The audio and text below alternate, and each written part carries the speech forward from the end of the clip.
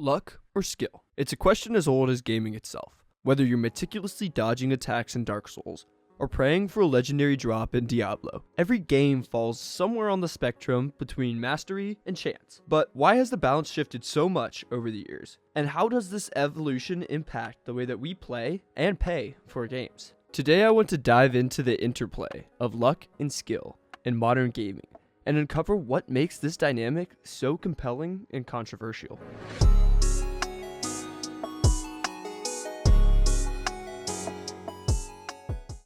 Let's start by looking back. In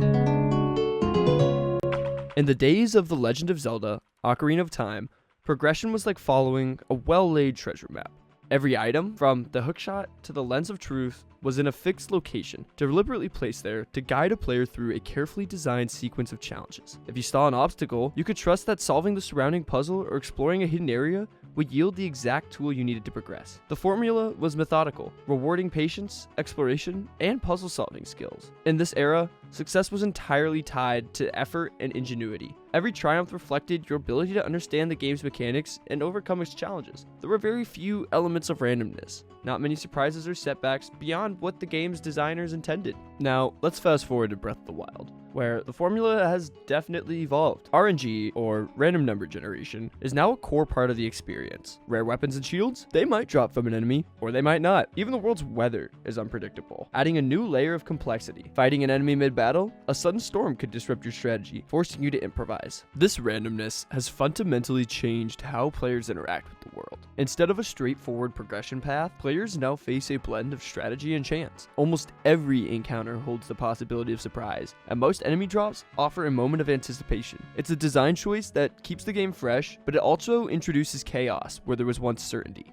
The Zelda series is one of those classic franchises that will always be popular. I mean, most would argue that the franchise has had a huge role in shaping games like Dark Souls into the successes that they are today. I think Zelda exemplifies the phrase, changing with the times, as they always are implementing new console mechanics, like motion controls for Skyward Sword, or the use of Amiibo for Breath of the Wild. And while the newer games do implement RNG for mob drops and random items here and there, all the key items are exactly where they should be, removing what could be an almost tedious grind. To me, I feel like the Zelda games hit a very nice sweet spot between RNG and skill.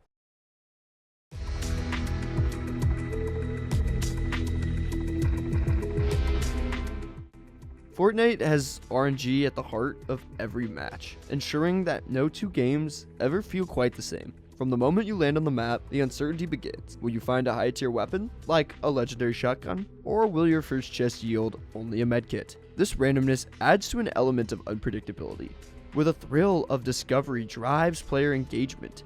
It's a deliberate choice to keep each match fresh and dynamic. But there's a catch. While RNG injects variety, it also has a downside. Imagine landing in a hot zone with multiple opponents nearby, only to open a chest and find, let's just say, a gray AR, or no weapon at all. Meanwhile, your opponent has got a spaz, and suddenly your skill in building and aiming takes a backseat to just straight up bad luck. In competitive contexts, this imbalance can make victories feel hollow and losses extremely unfair. Although, to be completely honest, I have never felt hollow in RPGing some ninja level sweat out of the sky, so I'm just gonna throw that out there. But Fortnite is in a way the epitome of RNG and skill-based games. While weapon type and variety can have a major effect on how you play, after the first few minutes, it starts to matter less and less what weapon you have, and the game begins to focus more on your skill. But I think that as far as battle royales go, they have to have some level of RNG to work, and Fortnite does a pretty solid job on how they utilize it. This is especially shown when you compare Fortnite to other games like Apex.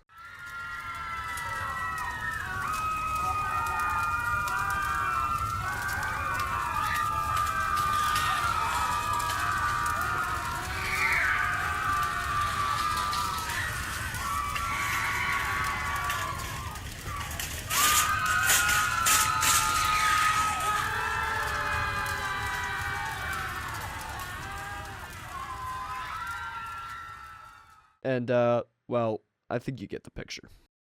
Then, there's Hades, a game that exemplifies how RNG can be thoughtfully integrated into game design.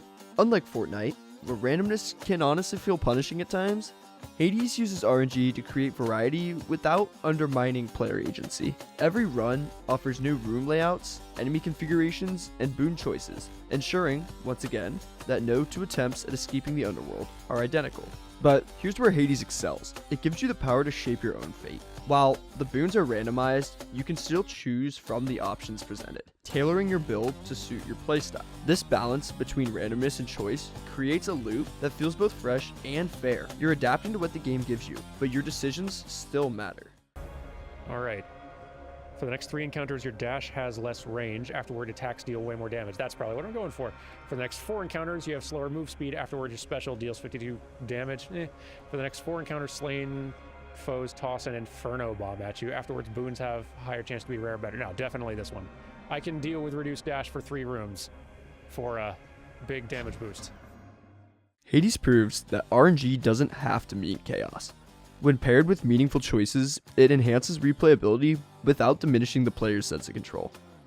I really enjoy dungeon crawler games like Hades and Enter the Gungeon, and I've always admired how well that style of games makes RNG an actual fun component to the game. It is simultaneously a crutch and a strength that gives games like this a ton of replayability. Now, I want to transition to another form of RNG in video games, and one that has grown exponentially more popular over the last few years. And obviously I'm talking about loot boxes.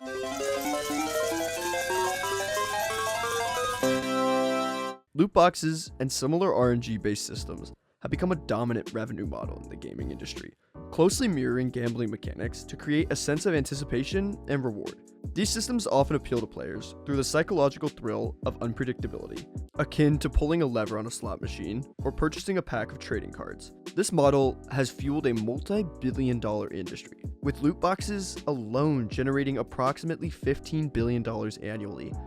A significant portion of this revenue comes from a small subset of players, commonly referred to as whales, who spend disproportionately large amounts of money chasing rare in-game items.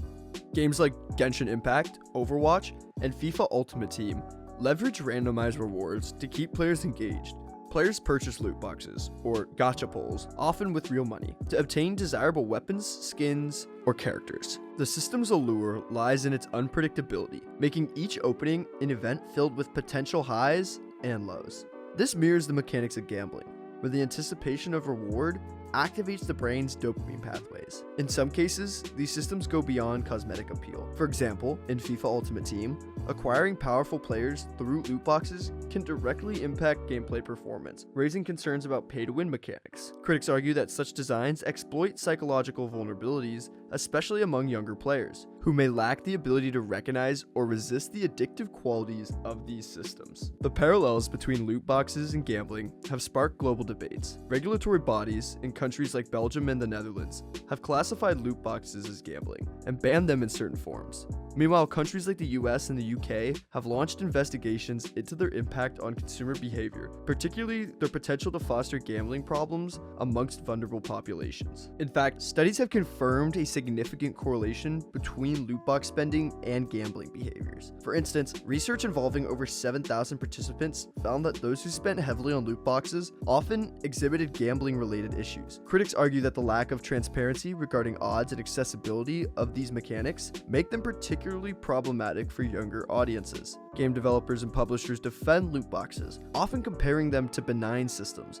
like collectible trading cards or Kinder Surprise eggs, emphasizing that players always receive something of value even if it's not what they desired. However, critics highlight the exploitative nature of such defenses, noting that loot boxes are often designed to encourage excessive spending rather than fair player enjoyment. As a response to this, some developers are experimenting with alternative monetization models, such as battle passes or direct cosmetic purchases, aiming to reduce reliance on gambling-like mechanics. Yet, the challenge remains how to maintain their profitability while protecting players from potential harm. The ongoing debate over RNG systems reflects larger questions about ethics in game design. While these systems can enhance engagement and provide sustainable revenue streams, they also risk alienating players and inviting regulatory scrutiny. Striking the right balance between monetization and player well-being will likely define the next phase of the gaming industry's evolution. And by no means am I trying to say that these are inherently bad, but I do feel as though in certain instances it is quite unfair and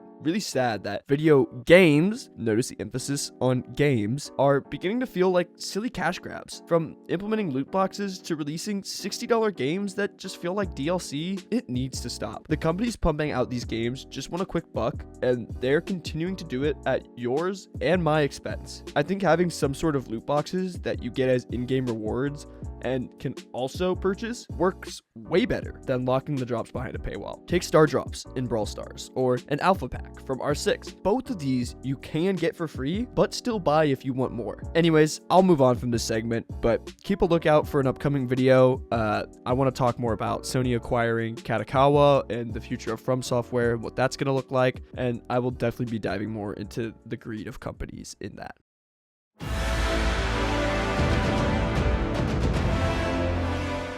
Let's dive into the realm of skill-driven gameplay, where randomness takes a back seat and the player's abilities are the sole determinant of success. Take games like Dark Souls, Sekiro, or Elden Ring. They're all renowned for their unwavering commitment to this philosophy. Here, every encounter is meticulously crafted.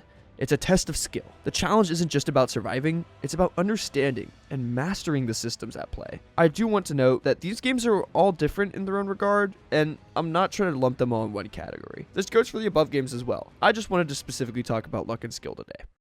Let's start with Sekiro. Now, in Sekiro, the combat revolves around precision. Deflecting an enemy's attack isn't just a defensive maneuver, it's also your primary means of wearing down an opponent. Each successful deflection brings you closer to breaking their posture. This creates a rhythm that feels more like a dance than a battle, and there's no room for luck here. You're rewarded for precision, timing, and adaptability.